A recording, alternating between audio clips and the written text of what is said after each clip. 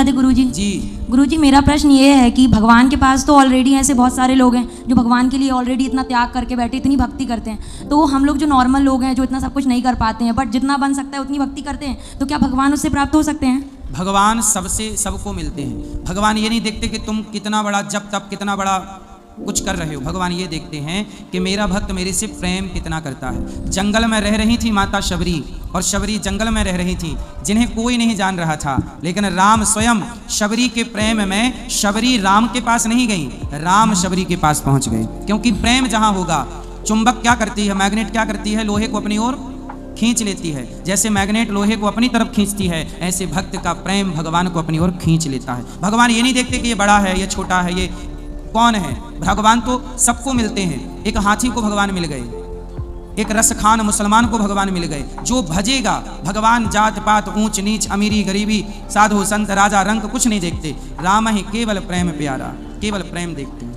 ठीक है गुरुजी, और जब हमें व्रत करने से हमें तकलीफ होती है, लाइक हम भूखे रहते हैं, और हम लोग अभी परिक्रमा करके आए थे गुरुजी कल गोवर्धन की, जब हमें कष्ट में भगवान नहीं देख सकते तो हम करते क्यों हैं? भगवान के लिए ही तो करते हैं ना, बट भगवान को तो देख के बुरा लगता होगा। भगवान ने कभी नहीं कहा कि मेरे लिए भूखे रहो। आजकल के लोगों ने परिभाषाएं बदल दी। व्रत का नाम है उपवास। क्या नाम है? उपवास। उपवास का अर्थ क्या हुआ बताओ आप, स्टूडेंट हैं आप बताओ। उपवास का मतलब कम भोजन करना और भगवान में लीन रहना। देखो यही गलत बात, आप लोग ही गलत परिभाषाएं करते हो, फिर दोष भगवान को देते रहते हो। जैसे उपराष्ट्रपति होता है, उपराष्ट्रपति क्या है? उपराष्ट्रपति का अर्थ है, उप का अर्थ है राष्ट्रपति के समीप वाला उपराष्ट्रपति। उपवास का वास मतलब रहना।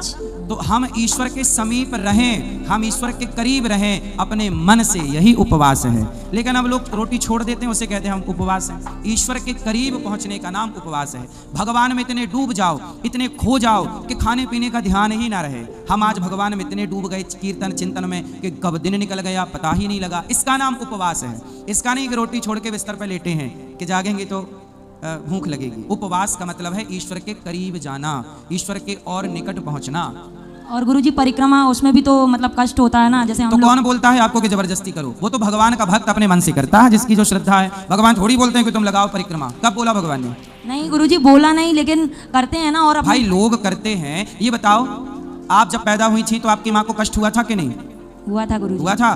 बिना कष्ट के जब तुम्हें बच्चा नहीं मिलता, प्रसव की पीड़ा का कष्ट उठाना पड़ता है। जब बिना कष्ट के तुम्हें बच्चा नहीं मिलता तो भगवान की भक्ति में थोड़ा सा कष्ट होगा तो भक्त को उठाना पड़ता है।